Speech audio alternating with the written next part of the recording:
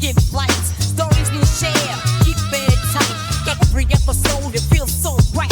Laughs and gems you won't forget. Join the ride, it's a sure bet. Do as my Carat, let's connect this. Welcome, rock hounds and treasure seekers, to Dude, Where's My Carat? Hello, everyone. I'm your host, and I am absolutely buzzing today because we're diving into a gem that's it's dripping with mystery and that incredible green color. Yes, the undisputed queen of greens. Forget diamonds for a moment. Right? Exactly. Today it is all about episode 3, Emerald. Have you ever just stopped and wondered, what is it about these green stones that pulls us in? What secrets are they holding from deep inside the earth? And how do they go from, dirt and rock to dazzling on red carpets? It's quite a journey. It really is. So our mission today is to unearth the story of these green wonders, how they're born, where we find them, and just what makes them so special. And valuable. Oh, definitely valuable. And speaking of incredible finds, we have to give a huge shout out and a massive thank you to our sponsor, Gemstones of the Americas. Here. These folks are, and this is cool, full-time gem explorers. They literally send us breathtaking video footage from their adventures. Really makes things sparkle. They absolutely do. So to kick off our exploration, let's get basic. Emerald means green, right? Mm-hmm. But what is it, really? Yeah, that's the million-dollar question, isn't it? And here's the kicker. Emerald is actually a type of beryl. That's right. And pure beryl, it's totally colorless, like nothing. Exactly. Nature's blank slate. The magic happens, the color, comes from tiny, tiny traces of other stuff, mostly chromium, sometimes vanadium. So wait, tiny bits of metal turn it green? How does that work? Well, these trace elements actually sneak into the crystal structure. They replace some of the aluminum atoms in the beryl. Uh-huh. And that change, it affects how the crystal absorbs light. It basically traps most colors, letting only the green light bounce back to your eye. Wow. So it's like a tiny filter built into the stone? In a way, yeah. And the green isn't just one shade. You can get yellowish green, bluish green. Okay. But the superstar, the one everyone wants, is that intense, vivid green.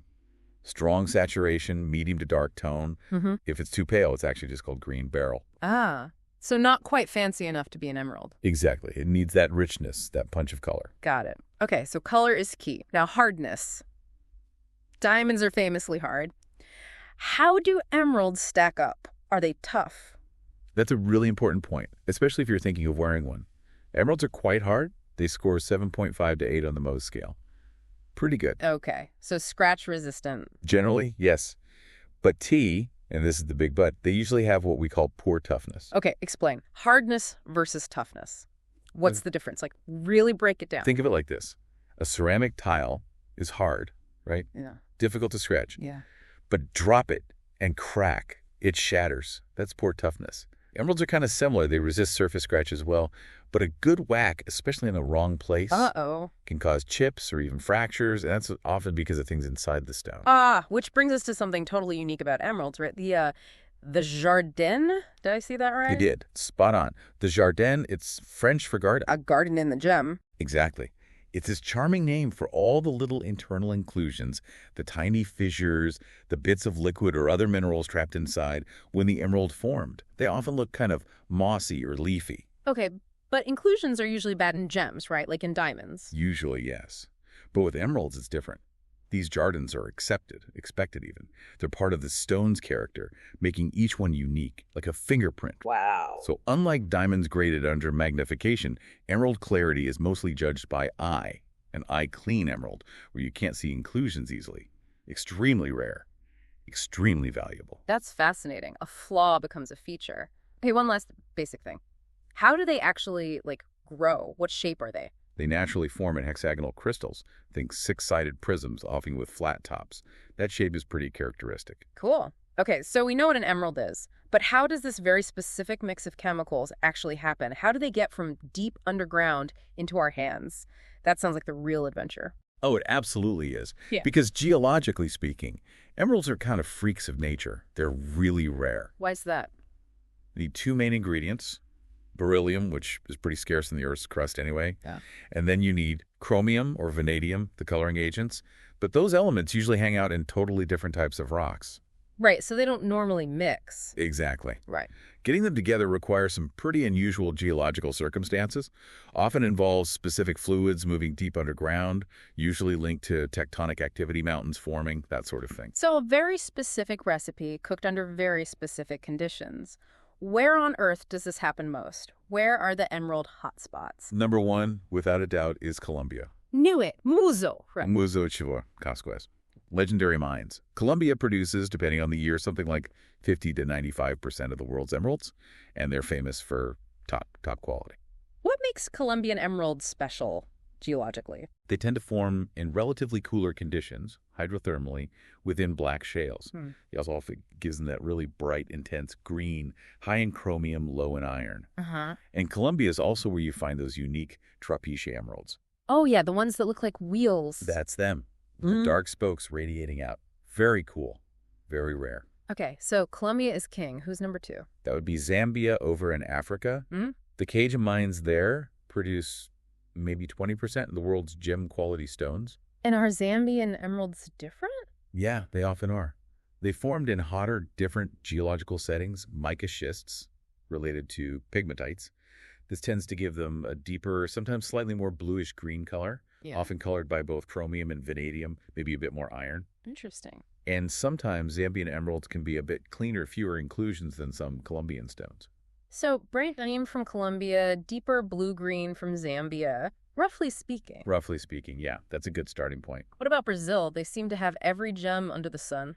Brazil is definitely a major player. They've been a consistent source since the 70s.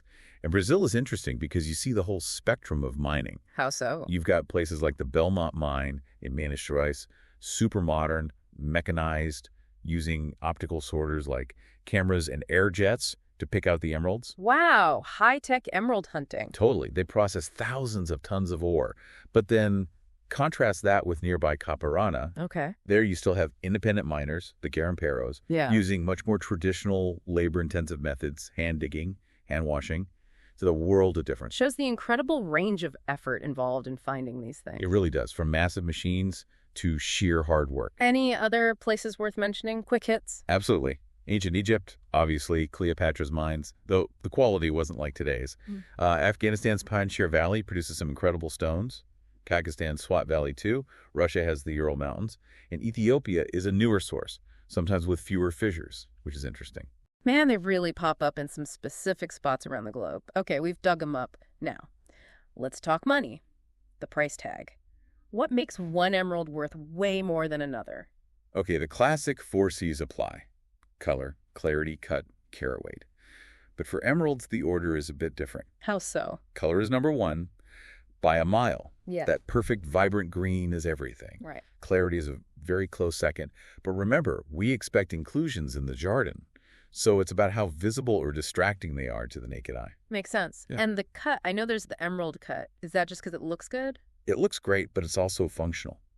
That octagonal shape with the stepped facets, it was literally designed for emeralds. Why? It helps protect the corners, which are vulnerable points on a brittle stone. And it really shows off that deep color beautifully. Cutters aim to maximize color and minimize waste from the rough hexagonal crystal. So form follows function. What if a stone is really included? Then you might see a cabochon, cut that smooth, domed shape with no facets. It can minimize the appearance of inclusions and improve durability, gives it a soft glow. Okay. Now the big one, carat weight. Does size drastically change the price, like with diamonds? Oh, absolutely. Even more so, maybe. Yeah. Quality for quality, the price per carat jumps dramatically as emeralds get bigger. Fine quality emeralds over, say, 5 carats are seriously rare. Any crazy example? You bet. Yeah. Remember the Rockefeller emerald? About 18 carats. Colombian, amazing color, super clear for an emerald. Yeah. How much? It sold for $5.5 million. Whoa. That's over $300,000 per carat. The combination of size, quality, color, and its history, the provenance just sent the price soaring. That is absolutely staggering. But does that mean all emeralds cost a fortune? Can, regular people afford them? Not at all. That's the top end. Commercial-grade emeralds, especially smaller ones, or those with more visible Jardins or lighter color, can be quite affordable. There's a huge range. Good to know. Now, something crucial you mentioned earlier, treatments.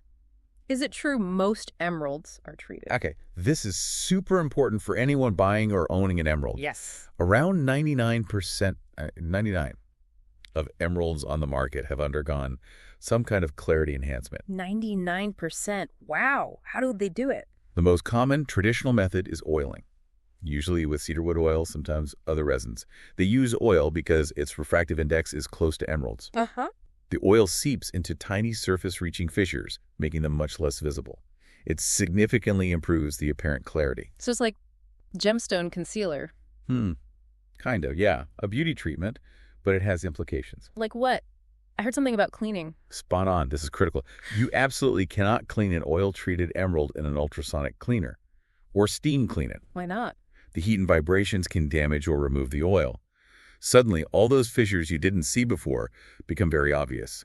Stick to gentle cleaning with mild soap and water. Okay, that's a vital piece of info. So untreated emeralds must be super rare and expensive then. Extremely rare. Yeah. And yes, they command a massive premium. You'd need a certificate from a major gem lab specifically stating it's untreated. And does where it comes from, like Colombia versus Zambia, affect the price too, like a brand name? It definitely can. There's often an origin premium. Colombian emeralds, especially from famous mines like Muzo, often fetch higher prices just based on that reputation for color and history. Fascinating. Okay, we've got the science, the mining, the value, but emeralds have soul, right? They have stories. Let's dive into the history, the myths, the legends. Yes, this is where it gets really fun. Go back to ancient Egypt. Cleopatra. The ultimate emerald fan. Totally obsessed. She wore them, adorned her palace, even gave them as gifts to powerful allies. For her, they symbolized wealth, power, fertility, even immortality. Talk about branding. She knew what she was doing. What about other ancient beliefs? Magic powers. Oh yeah, lots of mystical stuff. Emeralds were thought to bring riches, make you a better speaker, boost your memory, sharpen your wits. So like a natural energy drink. Sort of. Yeah. And get this. They were believed to reveal truth and falsehood, and even predict the future. Seriously? That was the belief. Also famously, they were thought to soothe tired eyes. Gem cutters apparently kept them on their benches just to look at, to rest their vision. A little green eye therapy, I love it. Any good treasure tales? Lost emeralds? Big mistakes. Oh, definitely. Yeah. There's the legend of the goddess Umina in Peru, supposedly an emerald the size of an ostrich egg worshipped by the Incas. Ostrich egg. Did the Spanish find it? Nope. They conquered the area, grabbed lots of smaller emeralds, but the giant Umina was hidden and supposedly never found. Wow. And the mistakes? Well, the tragic irony is that some conquistadors, not understanding gems well, apparently tested emeralds by hitting them with hammers on anvils. No. I thought real gems should be unbreakable. They didn't grasp a difference between hardness and toughness, so they likely destroyed countless valuable emeralds. Heartbreaking. Oh man, that hurts to even think about. Didn't emeralds show up in the Bible too? They did. Mentioned as one of the stones in the breastplate of Aaron, and also as a foundation stone of the New Jerusalem in Revelation, often seen symbolizing faith, hope, and goodness. Okay, let's do a quick highlight reel of some famous named emeralds. The rock stars of the emerald world. Let's see. The Mogul Emerald. Huge, over 200 carats and carved with Islamic prayers. Incredible piece. Wow. The Duke of Devonshire Emerald. It's enormous, almost 1,400 carats, but it's an uncut crystal. Shows you the raw potential. Uncut. The Chalk Emerald. About 38 carats, stunning Colombian stone. You can see it at the Smithsonian. Hey. It's the infamous Bahia Emerald. Not a single gem, but a massive chunk of rock with huge emerald crystals embedded in it. Weighs over 750 pounds. It's been tangled in legal battles for years over who owns it. 750 pounds. That's insane. It really is. And finally, maybe the crown of the Andes. A breathtaking gold crown, literally covered in about 450 Colombian emeralds. Pure spectacle. What amazing stories. So emeralds clearly have this rich past. What about now? What's the market like today? It's strong. The whole colored gemstone market is growing, actually. People are looking for unique, high-value stones. Uh-huh. And I keep hearing about gems as investments, like a safe haven. Is that real for emeralds? It is, especially for the high-end stones. During economic uncertainty, like we saw recently, some people do turn to tangible assets like fine gems. They see it as storing value, maybe instead of a fancy trip or designer clothes. It definitely pushed prices up for top quality. Interesting. And how does the rise of lab-grown diamonds affect emeralds? Are people shifting? That's a really interesting dynamic, because lab diamonds offer the diamond look for less. Some buyers seeking something genuinely rare and natural are turning more towards colored stones like emeralds. They offer that authenticity and exclusivity. Emeralds are definitely seen as a top-tier symbol of natural luxury. Makes sense. People want real rarity. But what about ethics? Mining can be a tough business. How's the emerald world addressing that? It's a huge focus now, and rightly so. Consumers demand it. You see companies like Muzo Emerald Colombia, for example, making big commitments to responsible sourcing.